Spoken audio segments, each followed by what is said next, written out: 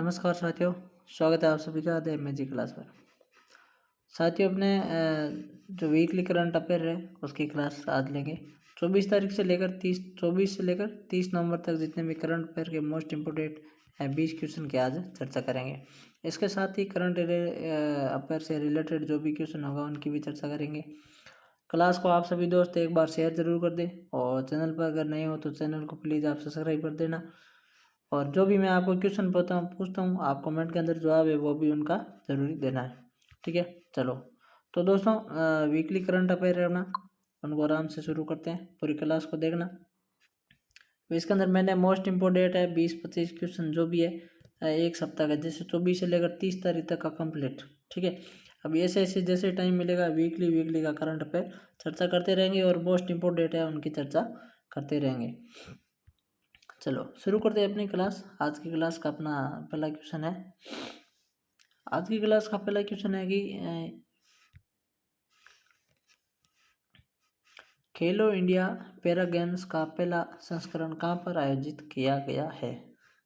इस क्वेश्चन का अपना राइट आंसर होगा यानी बेंगलुरु। बेंगलुरु कर्नाटक की राजधानी बेंगलुरु के अंदर खेलो इंडिया पैरा गेम्स का पहला संस्करण है, इसका आयोजन किया गया है। ठीक है, याद रखना है। राइट आंसर आपका क्या हो जाएगा, ए हो जाएगा। आगे बढ़ते हैं क्वेश्चन नंबर 2 की तरफ। दोस्तों अपने दिल्ली पुलिस का जो एग्ज़ाम चल रहा है उसकी भी जो एग्ज़ाम से रिलेटेड क्वेश्चन से रिलेटेड मैं क्लास में डालता हूँ, वो भी आप ज़रूर देखना। क्वेश्चन नंबर 2 है, हाल ही में किस राज्य के काजू को जीआई टैग मिला है। बहुत ही अच्छा क्वेश्चन है। इस क्वेश्चन का राइट आंसर होगा आपका बी, गोवा। गोवा के काजू को जीआई टैग मिला है। पिछली क्लास के अंदर पढ़ा था जम्मू कश्मीर के किश्तवाड़ के अंदर केसर, किश्तवाड़ की केसर को है वो जीआई टैग मिला था। कहाँ की थी, किश्तवाड़ की। ठीक है, किश्तवाड़ की केसर को जीआई टैग मिला था। गोवा के काजू को है जीआई टैग मिला है। गोवा की राजधानी क्या है, पणजी गोवा की राजधानी है। ठीक है, यहाँ के मुख्यमंत्री कौन है, आप कमेंट के अंदर मुझे इसके बताओगे। इसका आज का आपका पहला क्वेश्चन है। कमेंट के अंदर दोस्तों आप ज़रूर सवाल बताएं, जिससे पता चलता है कि आपके अंदर आपको याद होता है, आपका माइंड कितना तक करंट अफेयर के अंदर घूमता है। आगे बढ़ते हैं क्वेश्चन नंबर 3 की तरफ। हाल ही में कौन सा देश अंतर्राष्ट्रीय चीनी संगठन की अध्यक्षता करेगा। बहुत ही अच्छा मोस्ट इम्पोर्टेंट क्वेश्चन है। इस क्वेश्चन का आपका राइट आंसर होगा सी, यानी कि भारत। भारत वर्ष 2024 के अंदर होने वाली अंतर्राष्ट्रीय चीनी संगठन की अध्यक्षता करेगा। इसका राइट आंसर आपका सी हो जाएगा। और कब होगी ये अध्यक्षता, इसकी बात कब करेगा, 2024 के अंदर करेगा। ये आपको साथ में याद रखना है। अंतर्राष्ट्रीय चीनी संगठन की अध्यक्षता करेगा। आगे बढ़ते हैं क्वेश्चन नंबर 4 की तरफ। जो भी एक्स्ट्रा होगा मैं आपको साथ साथ में बताता रहूँगा। ज़्यादा अगर एक्स्ट्रा कोई नहीं है तो अपना उसके ज़्यादा नहीं पड़ेगी। हाल ही में नम्मा कंबाला प्रतियोगिता कहाँ पर शुरू हुई है। क्या है, नम्बा कंबाला प्रतियोगिता है वो कहाँ पर शुरू हुई है। इस क्वेश्चन का आपका राइट आंसर होगा सी, बेंगलुरु। बेंगलुरु के अंदर हाल ही में नम्मा कंबाला प्रतियोगिता शुरू हुई है। अच्छा, ये किससे संबंधित है। ठीक है, जो नम्मा कंबाला प्रतियोगिता है ये किससे संबंधित है ये आप बताओगे। यानी यह कोई जो प्रतियोगिता है नृत्यों से संबंधित है या किसी दौड़ से संबंधित है, तो वो आप क्या है आप कमेंट के अंदर। दूसरा सवाल है, आप ये मुझे बताओगे नम्मा कंबाला। राइट आंसर आपका सी हो जाएगा। आगे बढ़ते हैं क्वेश्चन नंबर 5 की तरफ। क्वेश्चन नंबर 5, हाल ही में पटना उच्च न्यायालय के न्यायाधीश के रूप में किसने शपथ ली है। बहुत ही अच्छा क्वेश्चन है।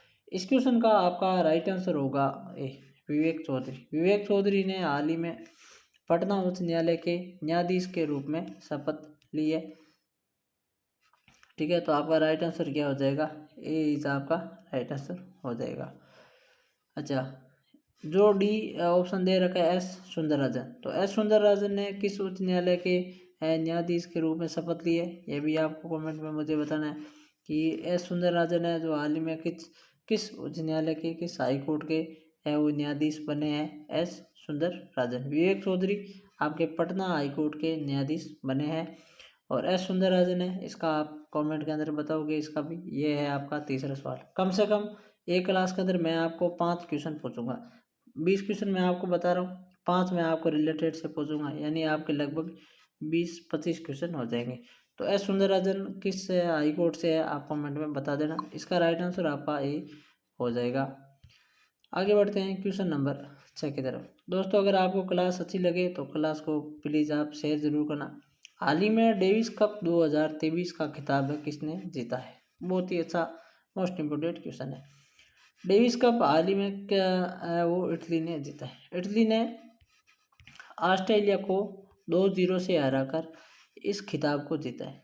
इटली ने इस खिताब को 47 वर्ष के बाद इसको जीता। ऑस्ट्रेलिया है वो डेविस कप का 28 बार विजेता रह चुकी है। कितनी बार?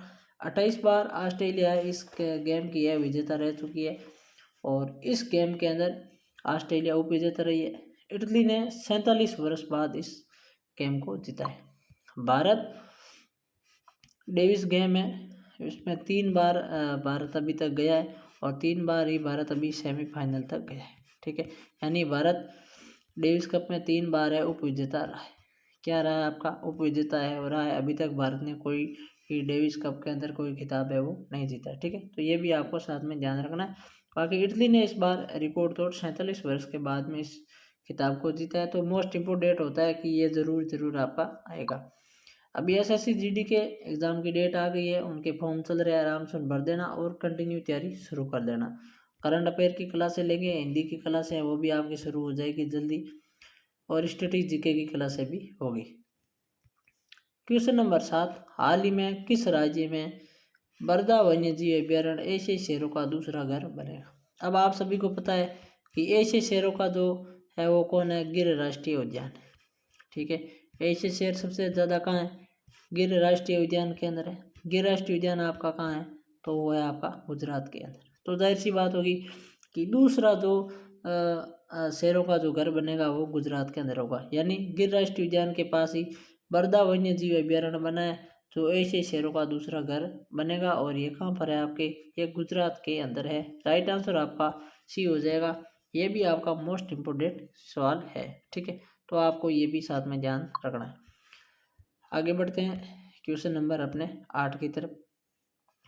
क्वेश्चन नंबर 8, हाल ही में विश्व का पहला 3D मुद्रित मंदिर का उद्घाटन कहाँ पर किया गया?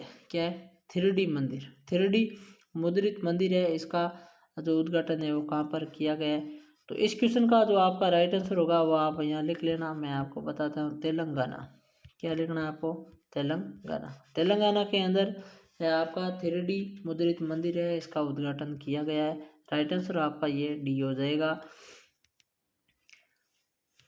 ओके, ये भी आपको साथ में, ये भी मोस्ट इम्पोर्टेंट क्वेश्चन है क्योंकि 3D मंदिर जो है ये बना है और ये विश्व को या दुनिया यानी दुनिया का पहला ऐसा मंदिर है जो 3D मुद्रित मंदिर बना है। कहाँ पर है? तेलंगाना के अंदर है। मोस्ट इम्पोर्टेंट है, इस क्वेश्चन को याद में रखना है।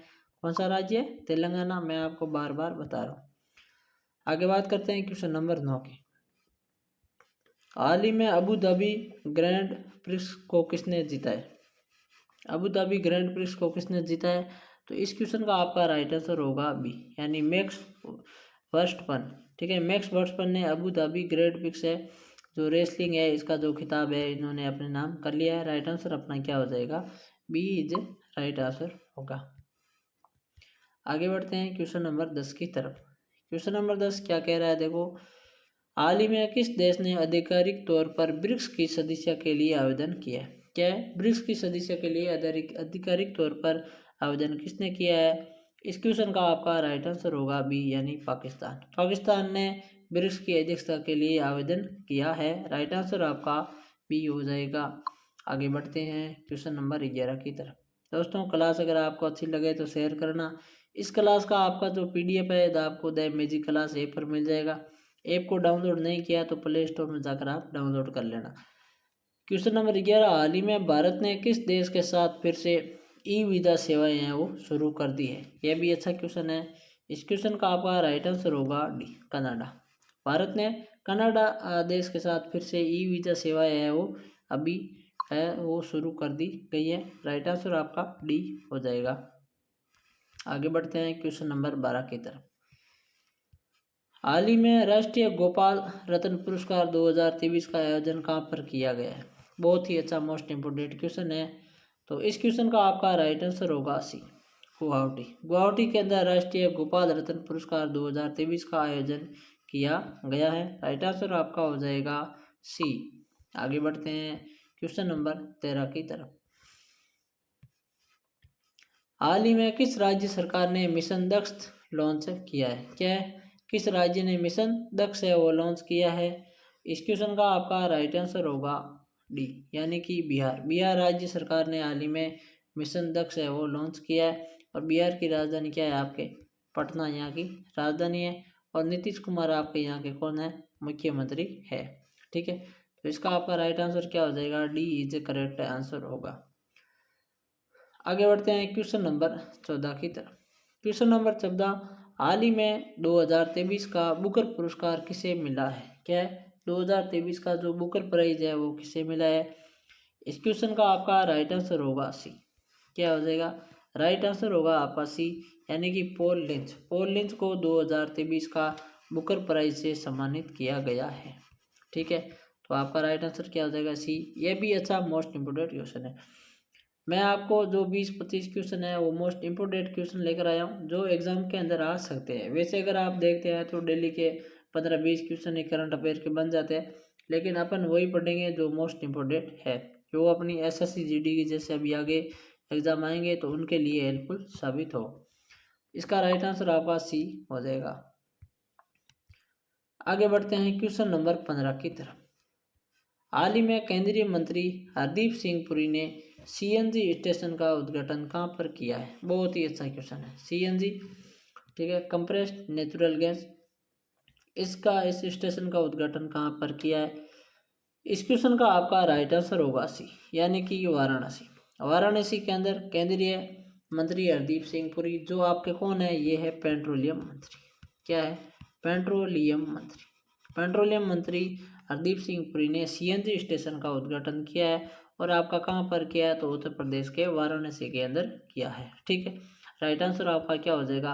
सी इज करेक्ट आंसर होगा। बहुत ही अच्छा मोस्ट इम्पोर्टेंट क्वेश्चन है। आगे बढ़ते हैं क्वेश्चन नंबर 16 की तरफ। हाल ही में केंद्रीय मंत्री नितिन गडकरी ने कहाँ पर लग्जरी जहाज क्लासिक इंपीरियल का उद्घाटन किया है? देखो, नितिन गडकरी आपके कौन है? तो आपको सब पता है, सड़क पर्यटक मंत्री है। कौन है? सड़क पर्यटक मंत्री नितिन गडकरी। और इन्होंने लग्जरी जहाज यानी पर्यटक के लिए, किसके लिए? पर्यटक के लिए लग्जरी जहाज जिसका नाम है क्लासिक इंपीरियल, इसका उद्घाटन कहाँ पर किया है? तो आपका राइट आंसर होगा सी, केरल। केरल के अंदर नितिन गडकरी ने इस क्लासिक इंपीरियल जहाज का उद्घाटन किया है। इसका शुभारंभ है वो किया है। इसकी लागत है, ठीक है, कितनी है? लगभग आपके 14 करोड़ है, तो इसकी कुछ लागत है। और यह एक पर्यटक जहाज है, पर्यटनों को, ठीक है, इसका आवागमन करने के लिए इसका उपयोग किया जाएगा। ठीक, तो राइट आंसर आपका क्या हो जाएगा? सी। ये भी मोस्ट इंपोर्टेंट क्वेश्चन है, आपको ध्यान में रखना है। जहाज का नाम पूछे तो आपको बताना है लग्जरी जहाज। ये किसके लिए है? तो पर्यटक के लिए है। और नितिन गडकरी ने इसका शुभारंभ किया है। आगे बढ़ते हैं क्वेश्चन नंबर 17 की तरफ। हाल ही में कौन सा देश आधिकारिक तौर पर समलैंगिक विवाह का पंजीकरण करने वाला पहला दक्षिण एशियाई देश बन गया है? देखो, क्वेश्चन क्यों इम्पोर्टेंट हो गया इसकी मैं आपको बताता हूँ। सबसे पहले कि यह एक दक्षिण एशियाई का पहला देश बना है जो समलैंगिक विवाह की जो है पंजीकरण की है, इन्होंने मंजूरी दे दी है। यानी कि इस देश ने कहा है कि समलैंगिक विवाह आप कर सकते हो, यहाँ की सरकार ने इनको इजाज़त दे दी है। तो इस क्वेश्चन का जो आपका राइट आंसर होगा वो हो जाएगा सी, यानी कि नेपाल। नेपाल देश ने हाल ही के अंदर समलैंगिक विवाह का जो है पंजीकरण करने की है वो मंजूरी दे दी है, पंजीकरण कर दिया है। यहाँ के समलैंगिक है वो विवाह कर सकते हैं। ठीक है, तो ये दक्षिण एशिया का एक पहला देश बना है। आपको ये ध्यान में रखना है सबसे अच्छी लाइन कि दक्षिण एशियाई पहला देश बना है नेपाल, जिसने आधिकारिक तौर पर समलैंगिक विवाह का पंजीकरण कर दिया है। ठीक है, राइट आंसर आपका क्या हो जाएगा? सी इज राइट आंसर होगा, नेपाल, जो भारत का पड़ोसी देश है। आगे बात करते हैं क्वेश्चन नंबर 18 की। क्वेश्चन नंबर 18 क्या है देखो, हाल ही में नोबेल शांति पुरस्कार विजेता हेनरी किसिंजर का निधन हो गया है, वो किस देश के थे? बहुत ही अच्छा क्वेश्चन है। हेनरी किसिंजर, ठीक है, जो नोबेल शांति पुरस्कार के विजेता है, और इनकी 100 वर्ष की आयु के अंदर, 100 वर्ष की आयु के अंदर इनका है वो निधन हो गया है। ये जर्मनी अमेरिकी निवासी है। यानी अगर मैं आपको बात करूं, इनका जन्म तो जर्मनी के अंदर हुआ है, जर्मनी के पर्थ में हुआ है। कहाँ? जर्मनी के पर्थ में इनका निवास हुआ था, लेकिन यहाँ के कुछ समय बाद इनकी नागरिकता वहाँ से रद्द कर दी जाती है और फिर उनका परिवार है वो अमेरिका के अंदर ही आ जाता है। ये उनकी जो पढ़ाई है, उसके बाद में इन्होंने इस क्षेत्र के अंदर काम किया है वो अमेरिका के अंदर ही किया है। तो जैसे कि अपन कहते हैं भारतीय मूल के अमेरिकी निवासी, तो उसी तरह ये जर्मनी मूल के अमेरिकी निवासी है। ठीक है, तो राइट आंसर आपका क्या हो जाएगा? राइट आंसर होगा आपका अमेरिका। आपको कमेंट के अंदर बताना है कि हेनरी किसिंजर को नोबेल शांति पुरस्कार कब मिला था। इनका जन्म है वो 1900, ठीक है, इनका जन्म है लगभग 1923 के अंदर हुआ था। कब? 1923 के अंदर है इनका जन्म हुआ था, और 100 वर्ष की आयु के अंदर इनकी है वो डेथ हो गई है। तो आपको ये बताना है इनको नोबेल शांति पुरस्कार कब मिला था। ये आज का आपका चौथा सवाल है। ठीक, चलो आगे बढ़ते हैं क्वेश्चन नंबर 19 की तरफ। दोस्तों, अगर आपको क्लास अच्छी लगे तो क्लास को शेयर जरूर करिए। हाल ही में किस देश में स्थित अंगकोर वाट का मंदिर दुनिया का 8वां अजूबा बन गया? बात करते थे कि दुनिया के 7वें अजूबे, ठीक है, तो अभी हाल ही के अंदर दुनिया का 8वां अजूबा भी बन गया है। कंबोडिया देश, कंबोडिया देश में स्थित अंगकोर वाट का मंदिर जो दुनिया का हाल ही के अंदर 8वां अजूबा बन गया है। इससे पहले सातवां अजूबा कौन था? तो भारत के अंदर जो था ताजमहल, भारत के अंदर था ताजमहल। और ताजमहल आपका कहाँ है? आगरा, उत्तर प्रदेश। ताजमहल आगरा उत्तर प्रदेश के अंदर है, जो दुनिया का 7वां अजूबा था। और अंगकोर वाट जो कंबोडिया देश के अंदर जो ये मंदिर है, ये अभी हाल ही के अंदर दुनिया का 8वां अजूबा बन गया है।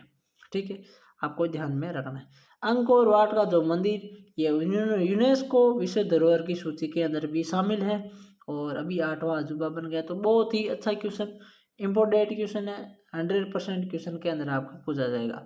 और 7वां अजूबा था अपना भारत का जो ताजमहल था। ठीक है, तो इसका राइट आंसर आपका सी हो जाएगा, आपको याद में रखना है। आगे बात करते हैं क्वेश्चन नंबर 20 की तरफ। क्वेश्चन नंबर 20, प्रतिवर्ष भारतीय संविधान दिवस कब मनाया जाता है? बहुत ही अच्छा क्वेश्चन है। अगर बात करें कि इस क्वेश्चन का राइट आंसर आपका क्या हो जाएगा, इस क्वेश्चन का आपका राइट आंसर होगा सी, यानी कि 26 नवंबर। 26 नवंबर सन 1949। आपको अगर पता हो तो 26 नवंबर सन 1949 को भारतीय संविधान को अपनाया गया था। क्या किया गया था? अपनाया गया था या अंगीकृत किया गया था।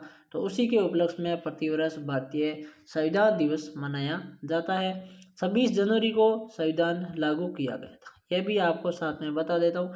26 जनवरी 1950 को भारत का संविधान लागू हुआ था और 26 नवंबर 1949 को भारतीय संविधान को अंगीकृत किया गया था। ठीक है, तो आपका राइट आंसर क्या हो जाएगा? सी इज करेक्ट आंसर होगा। आपको मैं कमेंट के अंदर आपको बताना है कि भारतीय संविधान का निर्माता किसे कहा जाता है। कमेंट के अंदर सवाल बताओगे कि भारतीय संविधान का निर्माता किसे कहा जाता है। और इसी के साथ आज के अपनी क्लास के 20 मोस्ट इम्पोर्टेंट क्वेश्चन है वो आज के पूरे हो गए। वीकली जैसे अगली अभी अपने 1 तारीख से 7 तारीख तक जो भी मोस्ट इम्पोर्टेंट 20-25 क्वेश्चन इस बार ज़्यादा रखेंगे।